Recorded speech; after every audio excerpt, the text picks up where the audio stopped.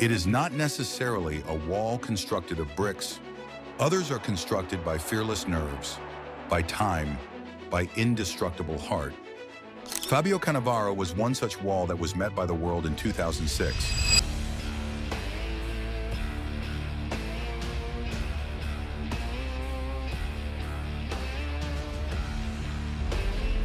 He was only 5 feet 9 inches and was not supposed to overpower the best attackers in the world. But size does not count heart. He was known as the Berlin Wall. The reason was that during that summer in the lights of Germany, Cannavaro was thrown up and nobody could pass. It is of how a Napoli-born boy cut his way out of the turmoil of the streets to be the most successful on the footballing stage and brought Italy to glory in time when they most needed. Fabio Cannavaro was born in 1973 in Naples, which is a city full of passion, turmoil, and football. He wasn't born with privilege. He was born with fight. He was a boy who ran barefooted on broken pavements, avoiding bicycles, fences, and children who were bigger than him by half. It is there that he acquired his first lesson, that football is not about size. It is all about courage. His idol? Diego Maradona, the deity who reigned in Naples. Maradona! However, young Fabio did not have the ambition of scoring goals like Maradona. He dreamed of stopping them. He entered the youth academy of Napoli as a ball boy, and one day during the training, he went crunching on Maradona. The crowd gasped. Maradona smiled and turned to say, "This kid has got balls." Henceforth, Cannavaro had nothing to be afraid of. Cannavaro had ascended the pec of Napoli with great rapidity. His defense had no fears, his forethought was supernatural. He did not wait to make the mistakes, but made them. As the majority of the defenders responded, he foresaw. Soon came Parma, a club which has been a legend giver. And that is just what happened to him in the late 1990s. Having Buffon on his back and Thuram on his side, the defense of Parma was now the stronghold of Italy. Che sedicenne, la maglia biancorossa, ha vinto 3 coppe. Qui vediamo il suo contatto. The two of them won the UEFA Cup, Coppa Italia, and Supercoppa. Nevertheless, Cannavaro won something even more precious than trophies: respect. You could feel it, because when he stepped on the field, you knew it. The calm before the storm. The presence of a captain. To Italy, it is not desired but natural that it should become great. Cannavaro first featured in the Azzurri in 1997. He was neither the loudest voice nor the most consistent voice. Ora Shekiladze dentro per questo colpo di testa di Schlota, Arbeladze, rinvio di Cannavaro. Euro 2000. Italy reached the final. On va voir s'il a toutes les raisons d'être en colère. Et oui, il a toutes les raisons. They had been seconds now off the glory before France snatched it in a stoppage time. A heartache that stoked the fire. But Cannavaro didn't crumble.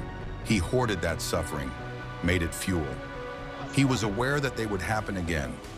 And when it came, he would be prepared.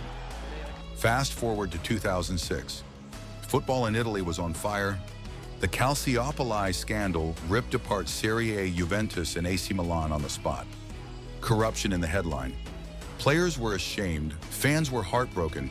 Italy had to have a leader not to play at, but to believe in. It was then that Fabio Cannavaro came to the scene. Not with speeches, not with promises, but with action. During the time Italy arrived in Germany to play the World Cup, they were not favorites. They were fractured. But Cannavaro gazed into his team and uttered this single word: "We do not have to make the world believe in us, just have to believe in one another."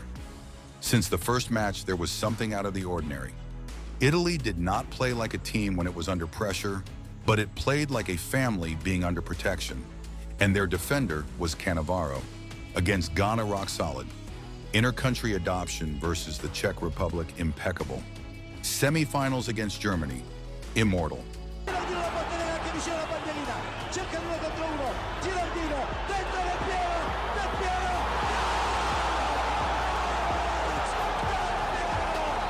120 minutes of chaos. The hosts attacking in waves, each cross, each shot smiting Cannavaro on the head, on the boot, on the body. Critics described him as a one-man army. In extra time, when Italy finally forced its way through, Cannavaro was on top of things. dribbling the ball forward, rushing forward, initiating a counter that led to the goal of Del Piero. It was then that the myth came into being. The Berlin Wall, July 9, 2006. Berlin, Italy versus France. Zidane's last dance. Cannavaro, as usual unruffled, glanced around his side and merely said, "We finished this together." France scored first, Zidane a Panenka. But Italy didn't break. They evened it out with Materazzi, and all was closed up.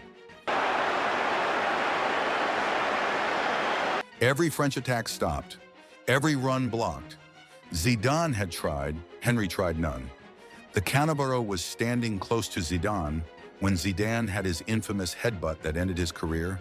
There was no break to his concentration. The match went to penalties.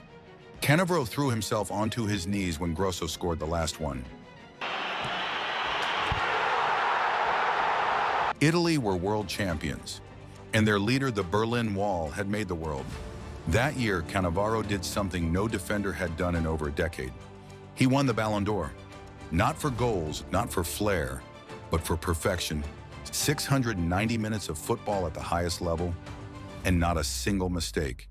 He became a symbol proof that defending could be art, that leadership could be quiet, and that sometimes the smallest man on the pitch could carry the biggest burden.